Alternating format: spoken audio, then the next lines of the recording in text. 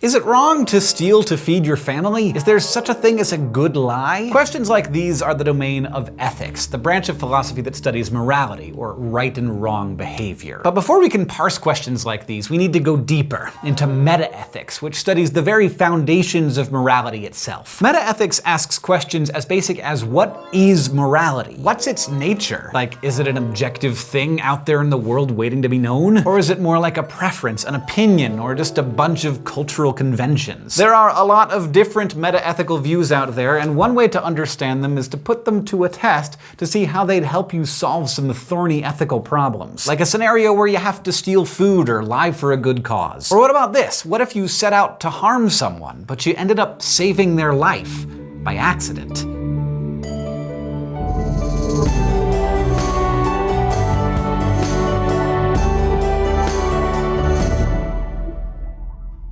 Some people think that ethics is a kind of science, that it seeks to discover moral truths whose existence is testable and provable. But others believe the nature of morality is every bit as subjective as whether you prefer plain M&Ms or peanut. There's just no right answer, unless you have a peanut allergy. So you and a friend might totally agree on whether something is immoral or not, but you might disagree fervently about why. For an example of a slippery moral scenario, let's just head straight over to the thought bubble for some flash philosophy. A burglar plots to break into an old woman's house on a Sunday morning, a time when he knows she's always at church. So one Sunday, he creeps up to her back window and smashes it with a hammer. But after he looks inside, he sees the old woman isn't at church. She's in there, laying face down on the floor. The sight of her body scares the burglar and he runs away. He was down for a little bit of burglary, but getting nabbed for murder was not part of his plan. But what the burglar didn't know was that the woman wasn't dead. She was unconscious, having passed out because of a carbon monoxide leak that would have killed her. When the burglar broke the window, he let out some of the toxic gas and let in fresh air, which allowed her to regain consciousness. So the burglar broke into the house with the intention of stealing from the woman, but inadvertently, he saved her life. Did the burglar do a good thing? Does he deserve praise even though he didn't intend to help the woman? Likewise, does he still deserve blame even though he didn't actually get around to stealing anything and ended up saving the woman's life? Thanks, Thought Bubble. Your answers to these questions will help you suss out where your moral sensibilities lie. And why you answer the way you do will say a lot about what metaethical view you subscribe to. One of the most widely held metaethical views is known as moral realism, the belief that there are moral facts in the same way that there are scientific facts. In this view, any moral proposition can only be true or false. And for a lot of us, our gut intuition tells us that there are moral facts. Some things are just wrong and others are indisputably right. Like, a lot of people think that gratuitous violence is always wrong and nurturing children is always right, no matter what. But you don't have to dig very deep into moral realism before you run into trouble. Like, for one thing, if there are moral facts, where do they come from? How do we know what they are? Are they testable, like scientific facts are? Are they falsifiable? And if morality is based on facts, then why is there so much disagreement about what's moral and what's not, as opposed to science, where there's often more consensus? This is what's known as the grounding problem. The grounding problem of ethics is the search for a foundation for our moral beliefs, something solid that would make them true in a way that is clear, objective, and unmoving. If you can't find a way to ground morality, you might be pushed toward another metaethical view, moral antirealism. This is the belief that moral propositions don't refer to objective features of the world at all, that there are no moral facts. So a moral anti-realist would argue that there's nothing about gratuitous violence that's inherently wrong. Likewise, they'd say, if you look at the rest of the animal kingdom, sometimes nurturing your kids doesn't seem like it's that important. So maybe morality isn't the same for everyone, but still, most people you know, including yourself probably, are committed to some form of moral realism.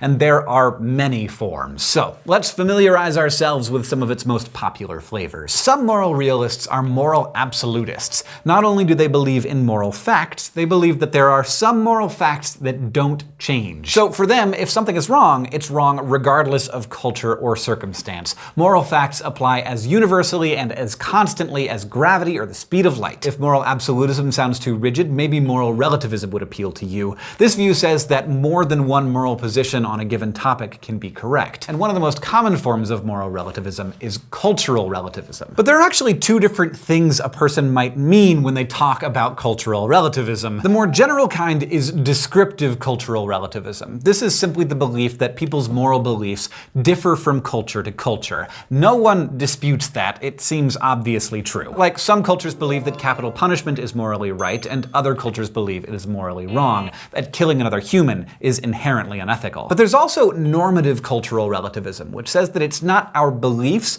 but moral facts themselves that differ from culture to culture. So in this view, capital punishment is morally correct in some cultures and morally wrong in others. Here, it's the moral fact of the matter that differs based on culture. Now, normative cultural relativism might sound pretty good to you. It does at first to a lot of people, because it seems like it's all about inclusiveness and tolerance. Who am I to tell other cultures how they should live, right?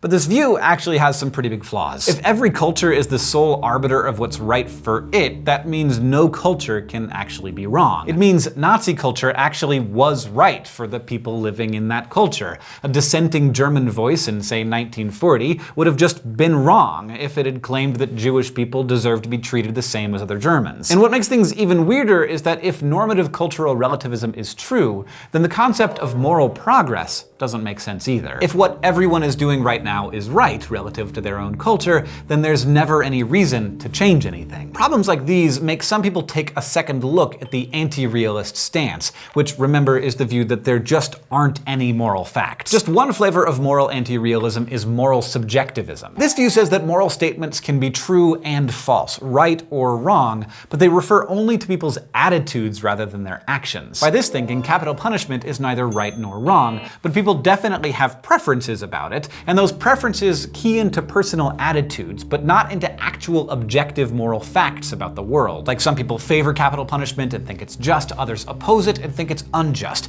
But it doesn't go any deeper than that. There are no moral facts, only moral attitudes. There are other varieties of both moral realism and anti-realism, but this should give you an idea of the general metaethical lay of the land. And by now it probably seems like I've given you a lot more problems than solutions. So let's talk about the moral frameworks you'll use to navigate your way through all of these moral mazes. These frameworks are known as ethical theories. They're moral foundations that help you come up with consistent answers about right and wrong conduct. All ethical theories have some kind of starting assumptions, which shouldn't be surprising because really all of our beliefs rest on some basic assumed beliefs. For instance, natural law theory, which we'll study soon, relies on the starting assumption that God created the universe according to a well-ordered plan, while another ethical theory known as utilitarianism relies on the starting assumption that all beings share a common desire to seek pleasure and avoid pain. The starting assumptions of a theory can lead us to other beliefs, but if you reject those initial assumptions, the rest of the theory just doesn't follow. Now, in addition to starting assumptions, ethical theories also consist of moral principles, which are the building blocks that make up the theories,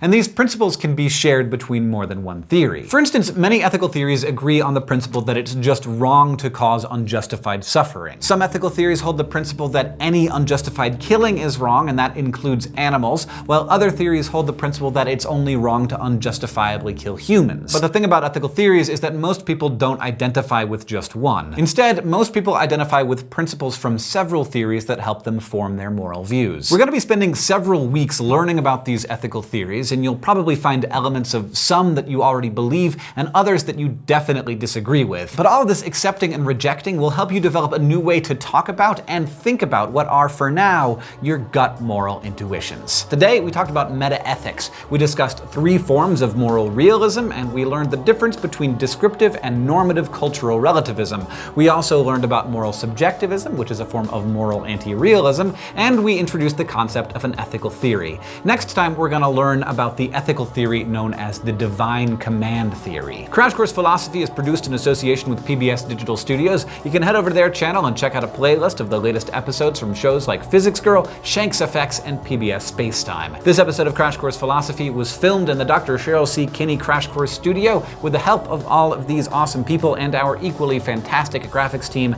is Thought Cafe.